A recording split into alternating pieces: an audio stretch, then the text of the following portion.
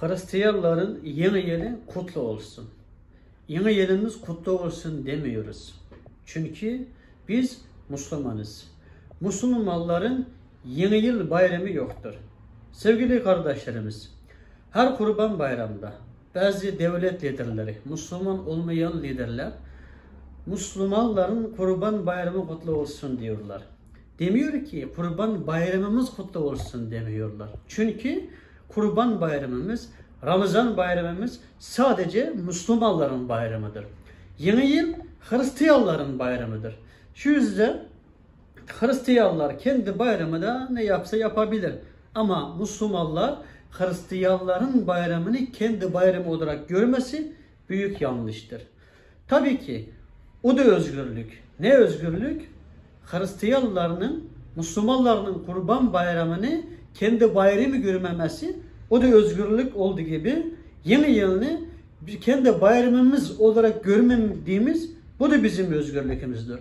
Şu yüzden bunu karıştırmayın.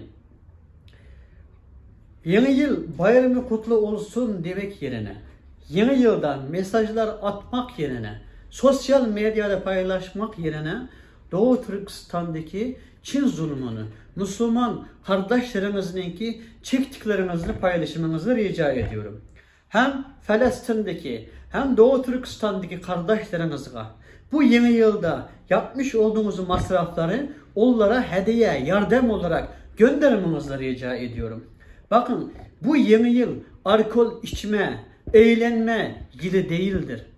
Yeni yıl nasıl dünyaya geldi? Sevgili kardeşlerimiz, bunu tüm dünya bilmesi lazım. Maalesef bunu Hristiyanlar da daha iyi bilmiyor. Yani bundan 2024 yıl önce tam 1. ayının 1. gününde Hazreti Meryem anamız İsa peygamberimizi tevellüt etmiştir. Yani doğmuştur. İsa peygamberimiz dünyaya gelene 2024 sene olmuştur. Bugün de Allah İsa peygamberimizi atasız yaratmıştır. Bugün de İsa peygamberimiz beşikte konuşmuştur. Yani Allah'ın tek olduğunu, kendisinin Allah'ın elçisi olduğunu, İslam'ını, tek Allah dinini dünyaya yaymak için geldiğini tüm dünyaya anlatmıştır. Tam bugünü Hristiyanlar yeni yıl olarak, bayram olarak kutluyorlar.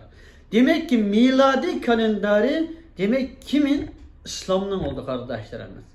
Hicriye kalenderi tam İslam'ın olduğu gibi. Peygamberimizin Mekke'den Medine'ye hicret ettiği günden ta bugüne Hicriye kalenderi dünyaya geldiği gibi miladi kalenderi İsa peygamberimizin ta dünyaya geldiği günden itibaren başlanmıştır. İsa peygamberimizin ki dünyaya atsız geldiğini kabul ediyorsunuz. Allah'ın yarattıkları neden kabul etmiyorsunuz? Atısız yaralan peygamber Efendimiz İsa aleyhisselam beşikte neler konuştu?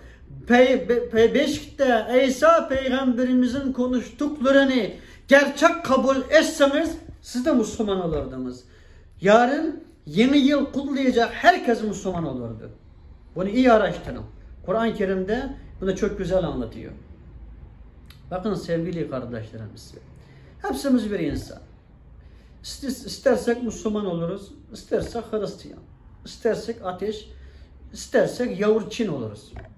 Ama kim yanlış yaparsa kendisi yapar. Doğrusunu yapmak lazım. Hristiyan kardeşlerime iki kelime söylemek istiyorum. Neuzubillah. Allah üç diyorsunuz. Allah, neuzubillah. İsa, Meryem diyorsunuz. Neuzubillah. Neden? Allah üç olur. O zaman Meryem anamızın anası, babası kimdi? Onlar neydi?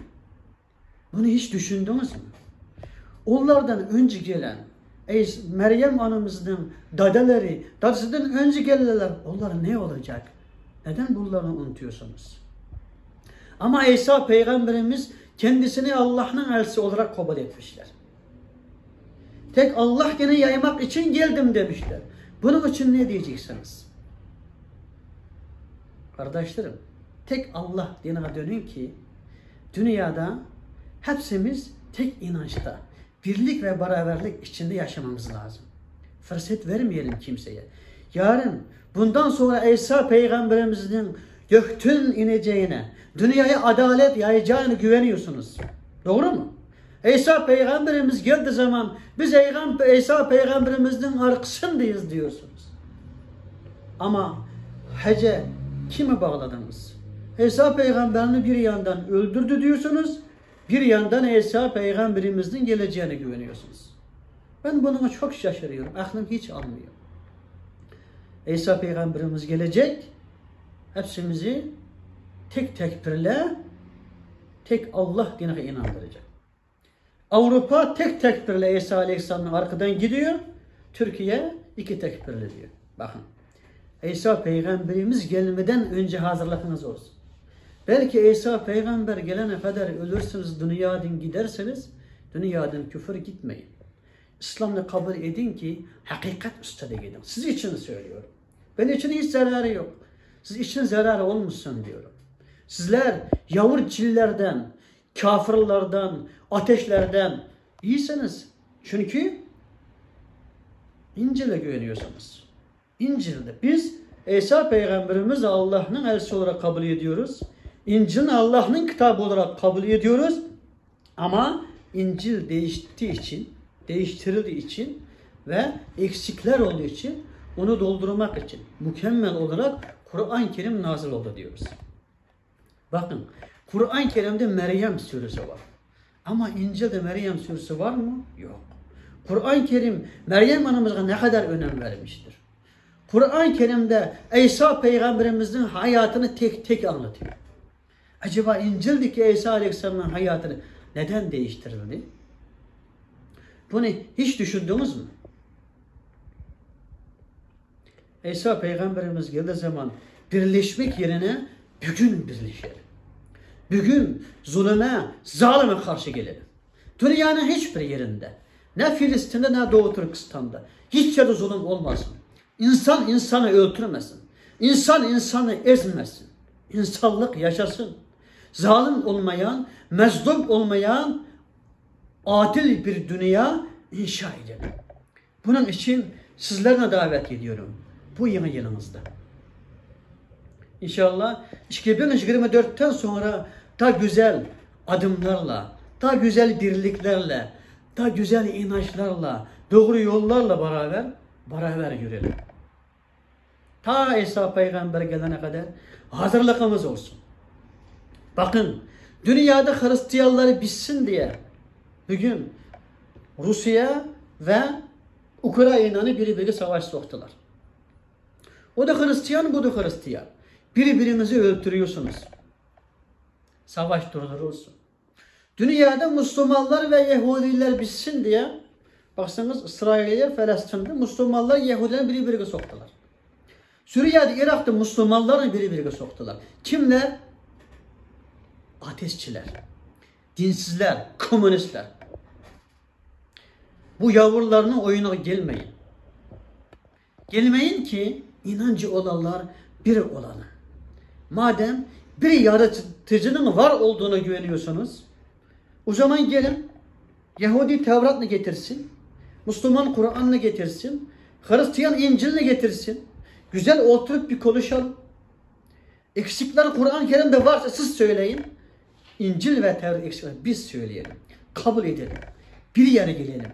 Bir derdi, bin inançta, bir dinde, bir insan olarak, Hazreti Adem'in ve Havva'nın torunları olarak, İbrahim peygamberimizin milleti olarak, Davut peygamberimizin, Süleyman peygamberimizin, İsa peygamberimizin, Muhammed peygamberimizin ümmeti olarak birlikte beraberlikte istişare yapalım. Dünyada savaş dursun, zulüm dursun. Tek tek birle, bu ezelle hepsimiz bir olalım. Selamun Aleyküm.